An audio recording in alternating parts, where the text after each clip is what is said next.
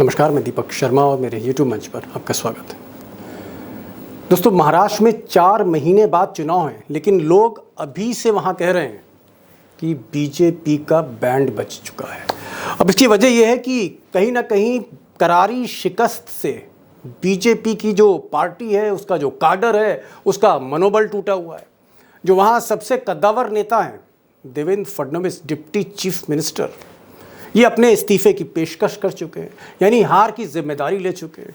उधर कई ऐसे नेता हैं बीजेपी के भीतर, एनडीए के भीतर, जो सरकार छोड़कर भागना चाहते हैं। वो चाहते हैं कि उद्धव ठाकरे के साथ चले जाएं, कुछ कांग्रेस में जाना चाहते हैं, कुछ शरद पवार का दामन पकड़ना चाहते हैं।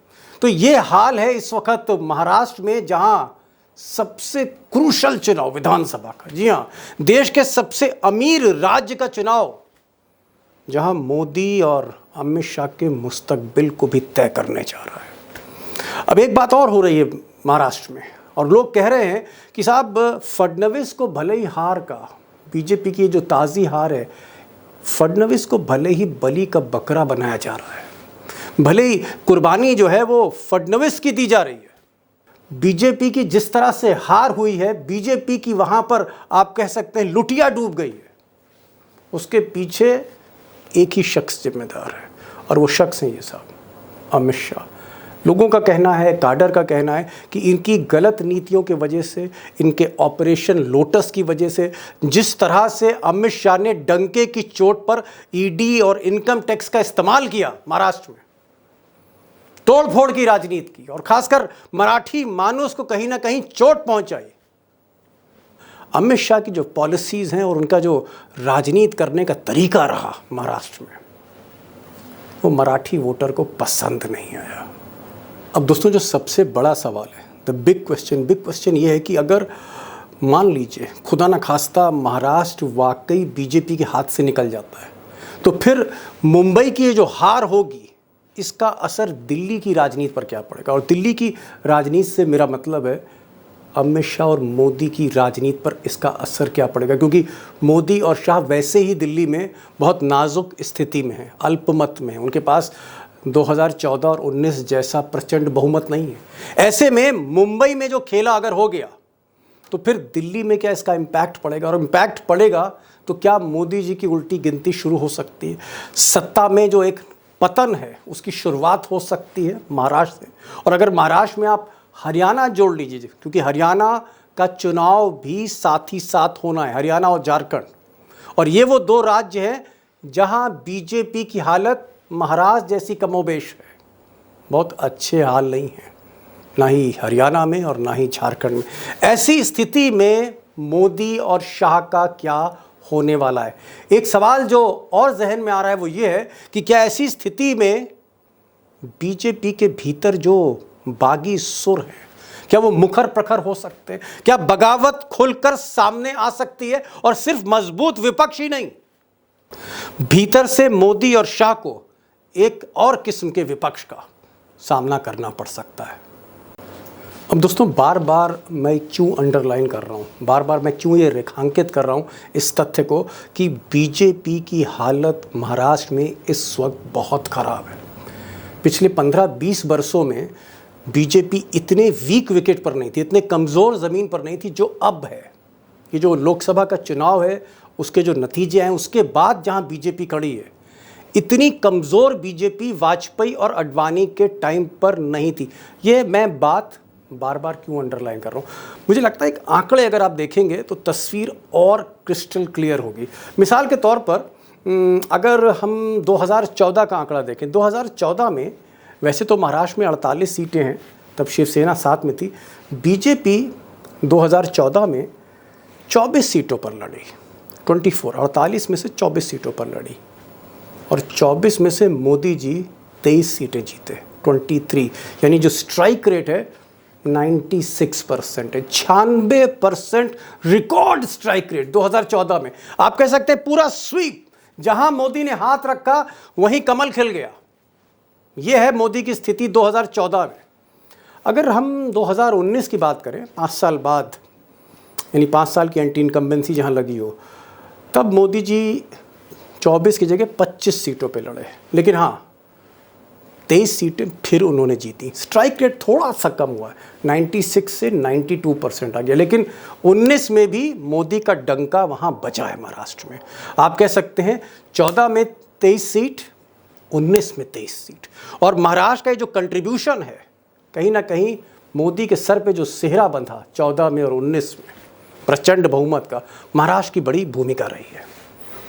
लेकिन दोस्तों, अगर हम इस इलेक्शन की बात करते हैं, अभी जो ख़त्म हुआ है, तो स्थितियां एकदम अलग दिखेंगी आपको। जैसे मिसाल के तौर पर बीजेपी इस बार 28 सीटों पर लड़ी, सबसे ज़्यादा सीटों पर लड़ी, 28 सीट्स पर, और सीटें जीती मोदी जी ने 9, सिंगल डिजिट। यानी जो हमारे एक्सपर्ट अशोक वानखेड़े टाइगर कहते थे, पिछले कई महीनों से कह रहे थे, बल्कि साल भर से कह रहे थे कि बीजेपी सिंगल डिजिट में आएगी, सिंगल डिजिट। मैंने कई बार उनसे बहस भी करी कि ऐसा कैसे हो सकता है कि मोदी शायद सिंगल डिजिट पे आ जाएंगे, लेकिन टाइगर बार बार कहते रहे। अगर आप टाइमलाइन पे जाएंगे तो उनके वीडियोस देख सकते हैं, सिंगल डिजिट। और दोस्तों, आंकड़े बता रहे हैं कि सिंगल डिजिट पर बीजेपी आ गई, 28 सीटों पर लड़ी, 9 सीटें बीजेपी सिर्फ जीत पाई, डबल डिजिट पे नहीं पहुंच पाई। स्ट्राइक रेट जो 96% मोदी जी का था, घटकर 32% आ गया, 32%। यानी आप कह सकते हैं ऐतिहासिक पतन है। और लोगों का मानना है, जानकारों का मानना है कि 4 महीने में अब आंकड़े बहुत बदलने वाले नहीं हैं। पब्लिक का मूड अब बहुत बदलने वाला नहीं है, क्योंकि मोदी और शाह बहुत ज़्यादा सुधार नहीं कर पाएंगे अपनी स्थिति का। ये स्थिति यहाँ से और ख़राब ही होनी है। दोस्तों, इधर मोदी और शाह ने भी कमर कस ली है। ऐसा हो सकता है कि फडणवीस का जो इस्तीफ़ा है वो स्वीकार ना किया जाए, अब तक तो स्वीकार नहीं हुआ है। हो सकता है फडणवीस को ही आगे रख के बैटिंग का मौका दिया जाए फिर से। लेकिन एक हकीकत ये भी है कि बीजेपी जितना भी अपना, आप कह सकते हैं, इलेक्शन का जो पूरा स्ट्रक्चर है उसको पूरी तरह से रिवैम्प करना चाहती। कहाँ कहाँ कमियां रहीं, इसका जो आप कह सकते हैं पूरा आकलन अध्ययन शुरू हो चुका है। बीजेपी ने वहाँ पर चुनावी प्रभारी भी बना दिए हैं, बीजेपी कुछ और पदाधिकारियों का बदलाव करने जा रही। कुल मिलाकर महाराष्ट्र को लेकर कमर कस ली है, क्योंकि मोदी और शाह को यह अंदेशा है कि मुंबई हारे तो फिर दिल्ली डगमगाई। अब सवाल इस बात का है कि क्या वाकई महाराष्ट्र मोदी और शाह के मुस्तकबिल पर फैसला देने जा रहा है? 3 महीने बाद, 4 महीने बाद जो नतीजे आने वाले हैं महाराष्ट्र के, वो मोदी और शाह की राजनीति को नए सिरे से परिभाषित कर सकते हैं। अगर महाराष्ट्र जीतते हैं मोदी, उनकी स्थिति मजबूत होगी। महाराष्ट्र हारते हैं मोदी, तो क्या मोदी दिल्ली में कमज़ोर होंगे और फिर एक मजबूत विपक्ष को मौका मिल जाएगा सरकार को घेरने का। घेरना छोड़िए, सरकार को किनारे करने का। बड़ा सवाल है, इट्स अ बिग क्वेश्चन, सबकी निगाह भी इसी पर है। हरियाणा, झारखंड पे दोस्तों फिर कभी बात करेंगे, आज महाराष्ट्र पर फोकस करते हैं, क्योंकि मैंने पहले भी कहा हाईएस्ट जीडीपी स्टेट है। उत्तर प्रदेश के बाद दूसरा सबसे बड़ा राज्य है in terms of seats also. Maharashtra की आज बात करेंगे, और महाराष्ट्र के 2 एक्सपर्ट हमारे साथ हैं जिन्होंने आपको हमेशा ब्रेकिंग न्यूज़ दी, और उनकी न्यूज़ 100% सही गई है। मैंने टाइगर का जिक्र किया कि टाइगर बार बार कहते थे सिंगल डिजिट पे आने वाले हैं मोदी और शाह, सिंगल डिजिट पर आए वो। तो हमारे साथ अशोक वानखेड़े टाइगर होंगे, महाराष्ट्र के एक्सपर्ट हैं। हमारे साथ सुधीर सूर्यवंशी साहब मुंबई से जुड़ रहे हैं, और उन्होंने भी कई ब्रेकिंग न्यूज़ हमको दी। तो सीधे चलेंगे सुधीर सूर्यवंशी और अशोक वानखेड़े टाइगर के पास। मेरा सिंपल सवाल टाइगर, मेरा सिंपल सवाल ये है कि अमित शाह ने मुंबई में कहा कि हम इतिहास रचने जा रहे हैं इस बार we are going to create history. मैं कह रहा हूं कि अगर इतिहास की history has been created, they have been reduced to single digit. Entire Mumbai they got only 1 seat, और दूसरी जो सीट मिली है एकनाथ शिंदे को, वो 48 का अभी लफड़ा पड़ा है, उसका एफआईआर वगैरह दर्ज हुई है 48 वोटों से। आप इसको विक्ट्री कहते हैं। मुंबई से बड़ा साफ हो गया है। मुंबई का डॉन हो इसलिए गया कि ये दिख रहा था साहब, जो संघ ने भी कहा कि बाहर के इतने लोग आ गए। महाराष्ट्र में कितनी बीजेपी, ओरिजिनल बीजेपी, उसमें 2 फाड़ है, एक मोदी निष्ठ बीजेपी, संघ निष्ठ बीजेपी, एक एनसीपी बीजेपी, एक कांग्रेस बीजेपी, एक शिवसेना बीजेपी, एक एमएनएस बीजेपी, इतनी सारी टाइगर, बीजेपी का कुनबा लेके कैसे एक चलोगे? छोटा सा सवाल और बड़ा क्रिस्प आंसर, क्योंकि आप तो क्रिस्प आंसर खैर देते ही हैं। अगर मैं कहूं कि महाराष्ट्र में जो बीजेपी की ये जो ऐतिहासिक पराजय अब आप कह रहे हैं हुई है, अगर इसमें हम कहें कि देवेंद्र फडणवीस खलनायक रहे, नरेंद्र मोदी खलनायक रहे या अमित शाह खलनायक रहे, तो सबसे बड़ा खलनायक आप किसको मानते हैं? भैया देखो, इसमें थोड़ी हिंदी फिल्म जैसी स्टोरी है। एंड में जो गैंग का बॉस होता है वो आके गोली मारता है, लेकिन पहले जितने भी वो डिम्बो होते हैं, पंटर्स होते हैं, वो लोगों को घेर के आते हैं। तो महाराष्ट्र के बीजेपी संगठन को बर्बाद करने का जो काम है वो देवेंद्र फडणवीस ने किया। और उस बर्बादी पे चेरी ऑन द आइसक्रीम जिसको कहते हैं, या चेरी ऑन द केक जिसको कहते हैं, वो काम उम्मीदवारों की लिस्ट दिल्ली से आई, उन्होंने किया। नवनीत राणा के लिए पूरा अमरावती का यूनिट उठ के आया नागपुर कि साहब किसी को भी दे दीजिए, कोई भी लाइए, लेकिन नवनीत राणा नहीं चाहिए। देवेंद्र फडणवीस ने उनको बोल दिया मैं क्या करूं, ऊपर से नाम आया है। जब नाम ही ऊपर से आए हैं तो उसमें क्या किया जाएगा? नासिक का सीट एकनाथ शिंदे ले कि एनसीपी ले, ये दोनों आपस में जाने ना। क्या उसमें अमित शाह तय कर रहे थे कि नासिक एनसीपी तभी लेगा जब छगन भुजबल लड़ेगा। छगन भुजबल लड़ने की तैयारी कर रहे हैं, लेकिन एकनाथ शिंदे सीट नहीं छोड़ रहे। अल्टीमेटली छगन भुजबल ने प्रेस कॉन्फ्रेंस लेके बोला मैं तो नहीं भाई लड़ रहा हूं, मैं डिपॉजिट जब्त हो जाएगा। उनने चुनाव लड़ने से मना किया और सीट पूर्ण तरह से चली गई इंडिया गठबंधन। जी, ऐसे सैकड़ों उदाहरण हैं। तो ये अमित शाह और पहले पूरा बर्बादी का बैकग्राउंड जो है, कैनवास, वो पूरा पेंटिंग जो है बर्बादी का बीजेपी के, वो देवेंद्र फडणवीस ने बनाया। और आखिर में सिग्नेचर बाय पेंटर वो अमित शाह ने, पेंटिंग बाय इसका अमित शाह। मतलब मोदी जी की गलती नहीं थी, मोदी जी की तो निर्दोष हैं। मैं आपको बता रहा हूं, मोदी जी निर्दोष, मोदी जी को निर्दोष नहीं कह सकते, क्योंकि अमित शाह मोदी जी की ही प्रोडक्ट है। जो अमित शाह अब मोदी जी के ऊपर भी भारी हो गए, वो टेक ओवर कर गए। जहां तक महाराष्ट्र का सवाल है, एक मैं दावे के साथ कहता हूं, गारंटी के साथ, चलिए, ये जी जी, नरेंद्र मोदी देना चाहते थे।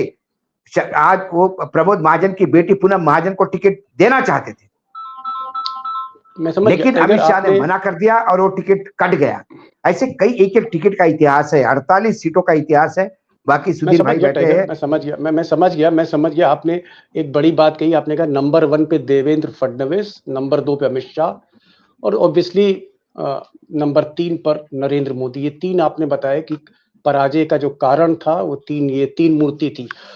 एक नाम आपने लिया टाइगर, छगन भुजबल का नाम लिया, बड़े कद्दावर नेता महाराष्ट्र के, और सुन रहे हैं आजकल कि वो उद्धव ठाकरे की बड़ी तारीफें कर रहे हैं। उद्धव ठाकरे अच्छे हैं, उद्धव ठाकरे को सहानुभूति ले।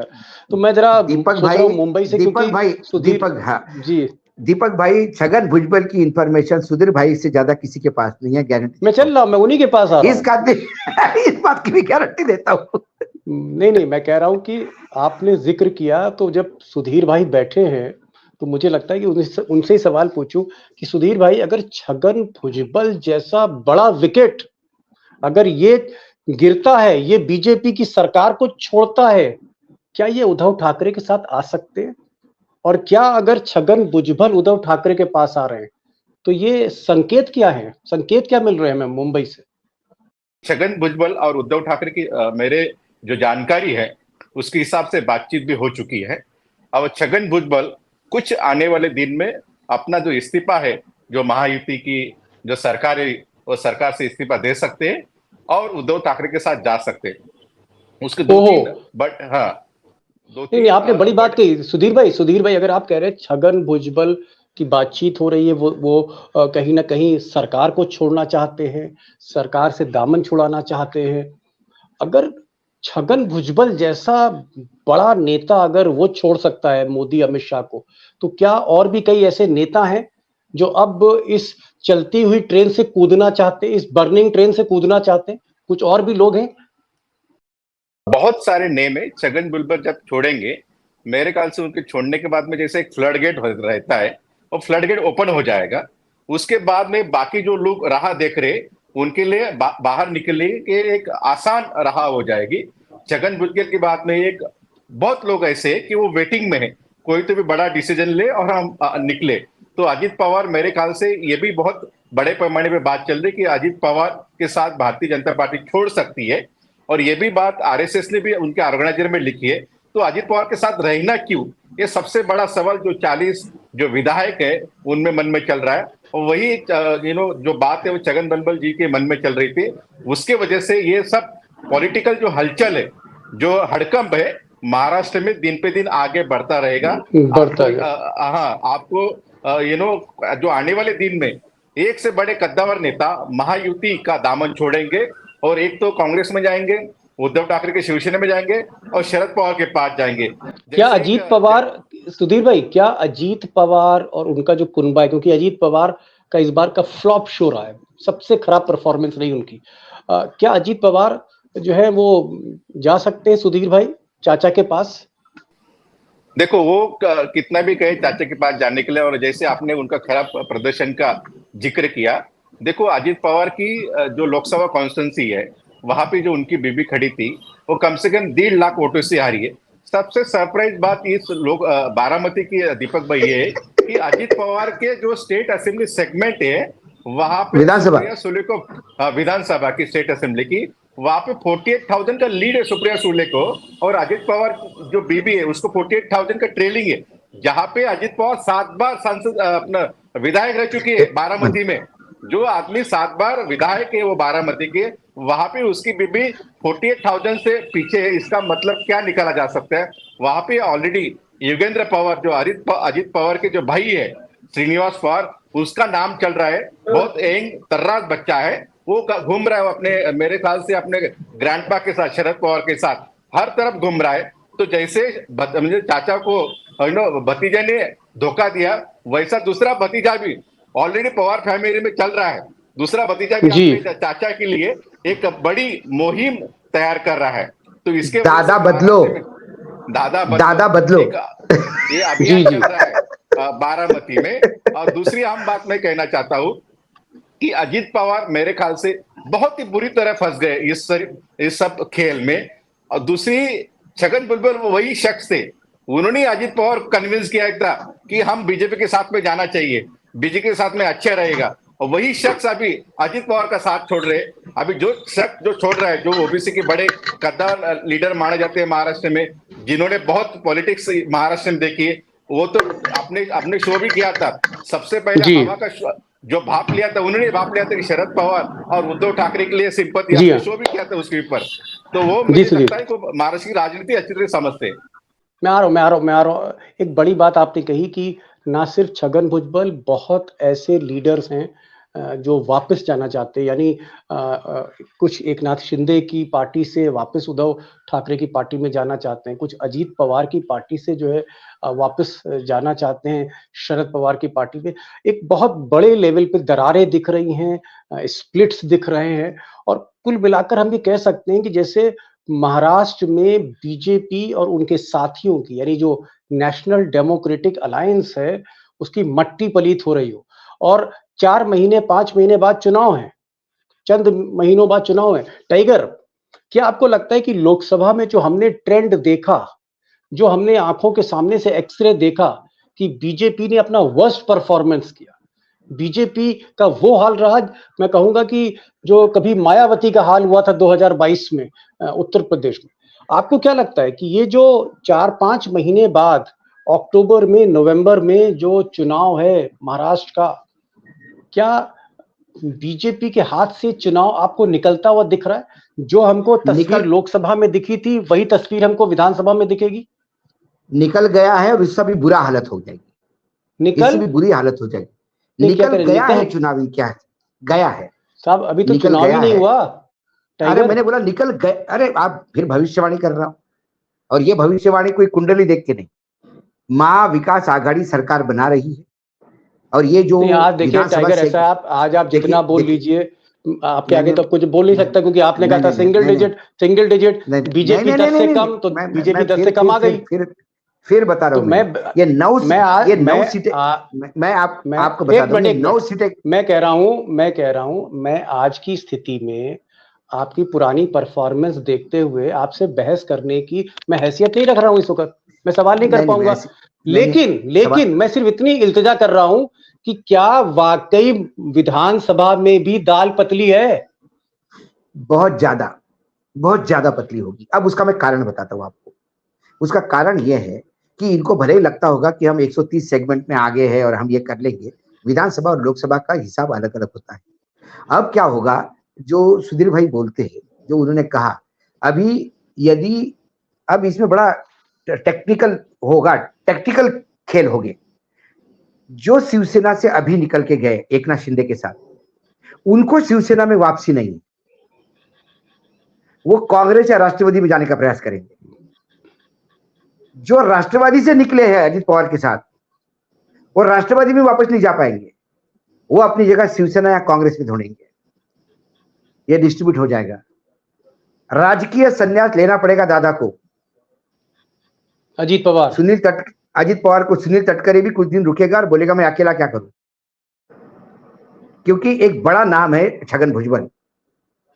और छगन भुजबल इसलिए जा रहे हैं कि छगन भुजबल ने जब शिवसेना छोड़ी तब से आज तक उन्होंने कभी ऐसे हमले नहीं किए जितने गंदे हमले एकनाथ शिंदे ने किए। उन्होंने एक एक लाइन हमेशा पैरेलल खोल के रखी। हालांकि बाला साहब जब थे तो छगन भुजबल को क्या क्या नहीं बोलते थे, लेकिन उन्होंने एक आदर रखा, हमेशा एक डिस्टेंस रखा। तो Chhagan Bhujbal first out first in, वो फार्मूला है जो वेयर हाउसिंग का फार्मूला होता है। फर्स्ट आउट फर्स्ट इन, जो पहले बाहर गया वो पहले अंदर आएगा। टोटल तस्वीर क्या लग रही है आपको महाराष्ट्र में? व्हाट राइटिंग ऑन वॉल क्या है, इबारत क्या दिख रही है आपको? राइटिंग ऑन वॉल में तब बता पाऊंगा जब वर्तमान में बावनकुळे, चंद्रशेखर बावनकुळे, देवेंद्र फडणवीस, इस तमाम कुनबे को श्रद्धांजलि देनी पड़ेगी। इनको विसर्जन करना पड़ेगा बीजेपी को। इनको मार्गदर्शन मंडल में बिठाना पड़ेगा। जो लोग अपने वजूद के हैं उनको सामने लाना पड़ेगा। गडकरी को घुमाना पड़ेगा विदर्भ में। आपने गडकरी को पूरे एक खुद के सीट पे इतना कन्फाइन कर दिया, क्या लोग समझते नहीं है? गडकरी के खिलाफ इतना पैसा कहां से आ रहा था? क्या लोग समझ में नहीं आता था गडकरी को टाइट पोजीशन किसने कर दी थी? आपने अपने पैरों पे कुल्हाड़ी मार दी। आप मुनगट्टीवार बहुत बड़ा नाम है, प्रदेशाध्यक्ष रह चुके हैं, मुख्यमंत्री पद के दावेदार थे। क्या हुआ उनका? वो अपनी सीट हार गए। वो चुनाव लड़ना नहीं चाहते, क्यों उतारा उनका जबरदस्ती? क्योंकि आपको राज्य से उनको निपटारा करना था। आप खुद ही निपट गए दूसरे का निपटारा करते हुए। तो सबसे पहले मंथन जो कर रहे हैं बार बार, इनको उनके हाथ में, यदि वापस वही चंद्रशेखर बावनकुळे, वो कुनबी के नेता थे भाई, ओबीसी नेता है, ओबीसी। मतलब आप कह रहे हैं अगर वही पुरानी टीम रहती है, आप ये कह रहे हैं वही पुरानी टीम रहती बीजेपी पुरानी की, टीम तो होती भैंस पानी में है गई। अरे 2/3 मेजोरिटी से आ जाएगी महाविकास आघाड़ी, यदि यही लोग रहे तो। और ये लोग भगवान से प्रार्थना कर रहे हैं कि आप आ जाइए। जैसे उस दिन शरद पवार जी ने कहा कि मैं मोदी जी को प्रार्थना करता हूं कि विधानसभा में भारी तादाद में रैली करें ताकि भला हो जाए हम लोगों का। क्योंकि इस बार जहां इस मोदी जी, देखिए, मतदाता दीपक भाई इमोशनल होता है। आप हार गए, बुरी तरह हार गए। कई बीजेपी वालों को भी लग रहा होगा कि हार गए। आप कहिए मेरे से गलती हो गई, आप कहिए संगठन में कुछ लोगों के साथ नाराजगी हुई, आप कहिए मेरे गलतियों के कारण ये सब हुआ। आप अभी भी कह रहे हो कि संविधान का आपने गलत इंफॉर्मेशन दिया वगैरह वगैरह वगैरह। लोग सोच रहे कि तुम चुनाव हारने के बाद भी अकल ठिकाने नहीं आई तुम्हारी। चुनाव हारने के बाद कम से कम ये तो पता पड़े कि आप हारे क्यों हो, तभी रेक्टिफाई हो सकते हो। यदि आपको लगता है कि गलत नरेशन बना दिया, अरे नरेशन तो फिर नरेंद्र मोदी ने बनाया था कि मंगलसूत्र खींच के इधर से उधर लेके जाएंगे। आपने मुंबई के सारे मराठी लोगों का अपमान किया। क्यों मराठी मतदान आपको करेगा, मुझे बताओ। आपने कहा शिवसेना क्यों जीती? सिर्फ 2 सीटें आई है मुंबई में। एक एकनाथ शिंदे की जो 48 सीटों पे मैंने बताया 48 वोटों से आई है, वो भी अभी झगड़े में पड़ रहा है मामला, और एक पीयूष गोयल की मिली है। बाकी सभी जगह पे आपने कहा कि सिर्फ मुसलमानों ने वोट दिया इसलिए जीते हैं ये लोग, हिंदुओं ने वोट नहीं दिया। क्या इतना फिर मुसलमानों के वोट के भरोसे यदि 6 सीटें आती है तो बीजेपी को तो चुनाव ही नहीं लड़ना चाहिए मुंबई में। फिर मुंबई में मुसलमान क्यों बीजेपी को वोट देगा? विधानसभा में भी ऐसे ही करेगा। तो किस बलबूते पे जीतने की बात करते हो? मूर्खतापूर्ण बात करते हो। अवकाश चाहिए। देखिए दीपक भाई, सबसे बड़ा इंसान उसको माना जाता है जो अपनी गलती एक्सेप्ट करता है। गलती एक्सेप्ट करने से बड़ा इंसान होता नहीं। ताकत चाहिए, अवकाश चाहिए। ये जो पिग्मीज है ना, ये जो रबर वो ऊपर से डाले हुए पैराट्रूपर से नेता, इनकी औकात नहीं अपराध झेल मतलब पराजय झेलने की। आप कहिए कि हाँ जी हम जी हार गए, हम हारे। हमने कई चुनाव देखे हैं, अटल जी और आडवाणी जी चुनाव हारने के बाद प्रेस कॉन्फ्रेंस से भागते नहीं थे और आके कहते थे कि हाँ जनता ने हमको नकारा है, हम जी जनता के वर्डिक्ट का वेलकम करते हैं, हम अपने जी आप को सुधारने का प्रयास करेंगे। ये शब्द हुआ करते थे गोविंदाचार्य से लेकर हमने तमाम लोगों के प्रेस कॉन्फ्रेंस देखी 30 साल में। लेकिन ये इंसान चुनाव हारने के बाद भी कहता है कि वो विपक्ष के कारण हारे। इधर मुसलमानों ने वोट दिए, हिंदुओं ने वोट नहीं दिए, सिर्फ मुसलमान मुसलमान मुंबई में वोट दे के 4 सीटें लाया बीजेपी कांग्रेस शिवसेना को। अरे क्या बात कर जी रहे हो आप? जी सुधीर जी, आ रहा हूँ टाइगर, आपके पास आ रहा हूँ। सुधीर जी, एक सवाल और छोटा सा जवाब, समय भी हो रहा है। आपको लगता है कि जो पैटर्न हमें देखने को मिला है लोकसभा में, महाविकास अघाड़ी वर्सेस महायुति, क्या आपको यही पैटर्न, यही तस्वीर कमोबेश आपको 4 महीने बाद भी दिखेगी? क्या इसी तरह का चुनाव होगा जहां पर महाविकास अघाड़ी फिर से भारी पड़ सकती है? देखो दीपक जी, जैसे महाराष्ट्र में लोकसभा के चुनाव थे, देश में भी थे, लेकिन जिस तरीके से भारतीय जनता पार्टी को बहुत भारी नुकसान हुआ महाराष्ट्र में, तो उसके कई रीजन से, जैसे पार्टियां तोड़ी गई, उद्धव ठाकरे की सरकार गिराई गई, किसानों का अनरेस्ट है, मराठा रिजर्वेशन है, संविधान है, बहुत चीजें थी। मुझे लगता है जो एंगर है अभी कम नहीं हो, एंगर बढ़ने वाला एंगर है। ये तो ओह, फिर गुस्सा ये बढ़ेगा भी? बढ़ेगा। ये लोकसभा का इलेक्शन था, इसलिए लोगों ने कुछ अलग जगह पे अलग डिसीजन लिया होगा। लेकिन जब महाराष्ट्र का चुनाव होगा तो लोग सामने देखेंगे कि भाई अपना जो सीएम है कौन चाहिए, एकनाथ शिंदे चाहिए कि उद्धव ठाकरे चाहिए, अपने को देवेंद्र फडणवीस चाहिए कि शरद पवार चाहिए, वो कंपैरिजन होगी। तो मुझे लगता है कि जिस तरीके से पैंडेमिक में उद्धव ठाकरे ने काम किया है, उसकी वजह से उनकी छवि, ना बल्कि माइनॉरिटी बट महिला जो वोटर्स है उनमें भी काफी अच्छी तरह से उनकी छवि है।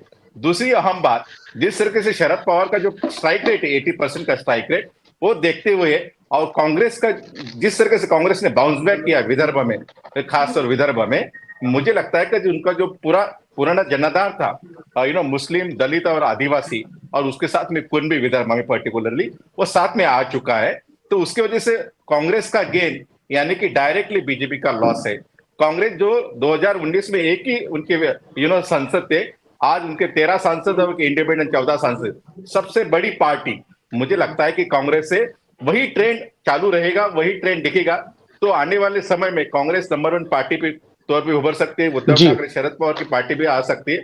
और बीजेपी दूसरी तरफ देखा जाए तो उनमें काफी हलचल मची हुई। लीडरशिप कौन करेगा? देवेंद्र फडणवीस ने रिजाइन दे दिया है, रिजाइन एक्सेप्ट हुआ नहीं हुआ वो भी बात क्लियर नहीं है।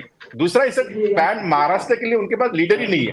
मुझे लगता है जी भारतीय जी जनता पार्टी बहुत बुरी तरह से फंसी है लीडरशिप के मामले में भी। और नैरेटिव, जैसे आसिफ जी ने कहा कि दूसरे के ऊपर ठिकरा फोड़ने से आपका हल जी, समाधान नहीं होगा। जैसे नहीं हो। बिजनेस में स्वॉट एनालिसिस रहता है, स्वॉट एनालिसिस, यानी कि जो मूड प्रॉब्लम में जो मेन प्रॉब्लम, वहां तक जब तक आप जाएंगे नहीं तब तक आपका समाधान नहीं होगा, जब तक आपका समस्या का हल नहीं होगा। और भारतीय नहीं। जनता पार्टी सुपरफिशियल लेवल पे सब चीजें करनी चाहती है। मुझे लगता है कि उन्होंने अच्छे तरह से इंट्रोस्पेक्ट करना चाहिए, जैसे उनका पहले हारने के बाद में शिविर होता था, मीटिंग होती थी, जी लेकिन इस बार ब्लेम गेम में ज्यादा वो भरोसा कर रहे हैं। जी, कुल मिलाकर बीजेपी की हालत, आप बता रहे हैं कि सबसे खराब हालत इस वक्त बीजेपी, सबसे कमजोर विकेट पर महाराष्ट्र की अब तक की सबसे बड़ी पार्टी जो हाल फिलहाल के बरसों में रही बीजेपी, वो है। टाइगर, अगर आप रिपोर्ट कार्ड देखें अमित शाह का, चाणक्य का, तो बीजेपी ने 28 सीट लड़ी, 9 जीती, शिंदे ने 15 सीट लड़ी, 7 जीती, अजीत पवार ने 4 लड़ी, 1 जीती। सबका स्ट्राइक रेट बिगड़ा हुआ है। ऐसा लग रहा है जैसे रिपोर्ट कार्ड में पूरी की पूरी क्लास फेल कर गई है। Red mark, red mark, red mark, red mark. तो मैं क्या कहूं कि अमित शाह ने अपना भी, खुद भी डूब गए अमित शाह, और जिनको साथ लाए थे उनको भी डुबो दिया। हम भी डूबेंगे सनम, तुम्हें भी ले डूबेंगे। ओवर कॉन्फिडेंस भाजपा का सबसे बड़ा इशू ओवर कॉन्फिडेंस था। मोदी जी को इतना बड़ा आका था इन्होंने कि मोदी जी को इन्होंने भगवान बना दिया, मोदी जी भी स्वयं को भगवान मानने लगे। ये सबसे बड़ा प्रॉब्लम था। मोदी की गारंटी और मोदी की सरकार जिस दिन सामने आई उस दिन भाजपा समाप्त हो गई। इसीलिए ये जो नतीजे है ये मोदी जी के नतीजे, भाजपा के नहीं। मोदी जी, एक चीज और बता दीजिए टाइगर। जिस जी भाजपा ने वहां पे 100 से ज्यादा सीटें बीजेपी को दी महाराष्ट्र में, 100 से ज्यादा विधानसभा में सीटें दी, 40 के आसपास सीटें दी है लोकसभा में पिछले। वो यदि आज 9 पे लाते हैं और यदि विधानसभा में 60 पे सिमट जाएंगे तो आश्चर्य नहीं होगा, क्योंकि मोदी निपट जाएंगे। ये मोदी की गारंटी निपट गई है, भाजपा नहीं। भाजपा को जीवित होने के लिए ये गारंटर जो है मोदी जी के, तथा कथित मोदी जी की गारंटी लेने वाले जो वारंटर है, ये जो वारंटी वाले हैं, इनको घर भेजना होगा। भाजपा में बहुत लोग हैं, बदलना। हाँ बहुत लोग हैं भाजपा में, महाराष्ट्र में। एक सवाल चलते चलते टाइगर, उसके बाद मैं लास्ट कमेंट सुधीर भाई से लूंगा। मान लीजिए खुदा न खास्ता महाराष्ट्र हाथ से निकल गया, महाराष्ट्र हार गए, second biggest state, highest GDP state, तो फिर मोदी का दिल्ली में क्या होगा तो बता दीजिए टाइगर, उल्टी गिनती शुरू हो जाएगी। देखिए 6 महीने तो सभी दे रहे हैं, 6 महीने में चंद्रबाबू नायडू भी दे रहे हैं। ये आपको नहीं, मैं कह रहा हूं महाराष्ट्र हारे तो फिर दिल्ली में क्या है? भैया देखिए 6 महीने बाद कोई कारण तो चाहिए। महाराष्ट्र हारेंगे, हरियाणा हारेंगे, झारखंड में पूरा परफॉर्मेंस होगा, उसके बाद एक आध राज्य आएगा, फिर इसी से निकलना होता है कि भैया ये तुम्हारा कुछ नहीं। फिर उधर संघ क्या बोलेगा ये भी देखना है कि आप अभी तक कितने रेक्टिफाई करते हो। संघ ने इतना हुंकार करने के बाद भी आप अभी भी यदि आप उसी तर्ज में हो कि मोदी है तो मुमकिन है और मोदी की गारंटी, तो फिर गया काम। वो तो फिर चाइनीज माल जैसा मामला हो जाएगा। एक बार लोगों ने खरीदा, अब वो दूसरी बार बड़े मुश्किल से आपने उनको माल दे दिया, तीसरी बार लोग भाग गए चाइना का नाम लेके। क्या बगावत हो सकती है बीजेपी में? क्या बगावत हो सकती है ऐसी स्थिति? बीजेपी में तो बगावत अभी भी होती, संसदीय बोर्ड की मीटिंग तो लेते। संसदीय बोर्ड मीटिंग से भागे क्यों? विश्व गुरु संसदीय बोर्ड के मीटिंग से भागे क्यों? अपनी पार्टी से ज्यादा एनडीए के संसदीय इस पे बोर्ड पे क्यों विश्वास? जी, टांगे कमजोर हो गई तो बैसाखी महत्वपूर्ण हो गई। टांगे होती है, बैसाखियां होती है, फिर भी आदमी टांगों पे चलता है। जी जी, सही कह रहे हैं आप। सुधीर भाई लास्ट कमेंट, अगर महाराष्ट्र हाथ से निकलता है, जिस तरह का आप लोगों से बातचीत करके मुझे एक फ्लेवर मिल रहा है, एक मुझे जिस तरह के संकेत मिल रहे हैं कि आपने दोनों का ये मानना है कि बहुत ज्यादा पैटर्न चेंज नहीं होगा, जो हम लोकसभा में देख रहे हैं वही विधानसभा में देखने को मिलेगा। अगर महाराष्ट्र में बीजेपी की नाव डूबती है विधानसभा में, आपको लगता है कि एक बहुत बड़ा क्राइसिस महाराष्ट्र में खड़ा हो सकता है अगेंस्ट मोदी एंड अमित शाह? बिल्कुल दीपक भाई, जो 10 साल से भारतीय जनता पार्टी थी वो अलग तरीके से भारतीय जनता पार्टी थी, लेकिन 2024 के जो चुनाव हुए उसमें भारतीय जनता पार्टी 2004 और 2009 में रहा करती थी, सेकंड फिडल रोल प्ले करने वाली, वो भारतीय जनता पार्टी हो गई है और महाराष्ट्र में हारती है। तो मुझे लगता है कि उनका परफॉर्मेंस विधानसभा में जैसे 2004 2014 के पहले जैसे परफॉर्मेंस रहता था, 40 और 60 के इन बिटवीन जो सीट रहती थी, इनके विधायक रहते थे, उसके बीच में मुझे लगता है उनका परफॉर्मेंस रहेगा।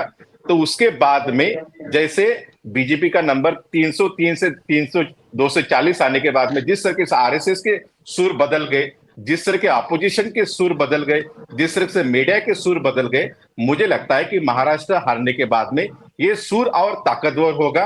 इन लोगों को पता चलेगा कि मोदी के अंडर में कोई राज्य जीता नहीं जाता, मोदी के अंडर में हम सिंगल हैंडली पावर में नहीं आ सकते। तो जैसे आसिफ जी ने कहा कि बगावत नहीं, मुझे लगता है कि उनमें बहुत ज्यादा क्रैक डेवलप होगा। टाइगर ने भी एक बात कही और उसी बात को कमोबेश सुधीर सूर्यवंशी ने दोहराया है कि अगर मुंबई में नतीजे फिर विधानसभा में वैसे ही आते हैं जो लोकसभा में मिले, तो फिर मोदी और शाह के लिए जो आगे का जो सफर है वो बहुत कांटों भरा है, कुछ भी हो सकता है और बगावत हो सकती है पार्टी के अंदर, खासकर एक ऐसे वक्त पे जहां महाराष्ट्र में जो सबसे बड़ा नेता है नितिन गडकरी, उसको बार बार दबाया जा रहा है, उनकी आवाज को दबाया जा रहा है। कहीं ना कहीं एक बगावत की शुरुआत हो सकती है, एक नई मुसीबत पार्टी के भीतर से एक चैलेंज मिल सकता है मोदी को और अमित शाह को। टाइगर आप आए और सुधीर भाई आप आए, बहुत बेबाकी से बातचीत हुई और जब भी महाराष्ट्र पर बात होती है तो मुझे बड़ा अच्छा लगता है और दोस्तों को भी अच्छा लगता है कि उनको फर्स्ट हैंड जानकारी, ब्रेकिंग न्यूज बन रही, क्योंकि आपकी हर सेंटेंस ब्रेकिंग न्यूज है। टाइगर आपका और सुधीर भाई आपका वक्त देने का बहुत बहुत शुक्रिया। Thank you so much from my friend side also for joining this programme.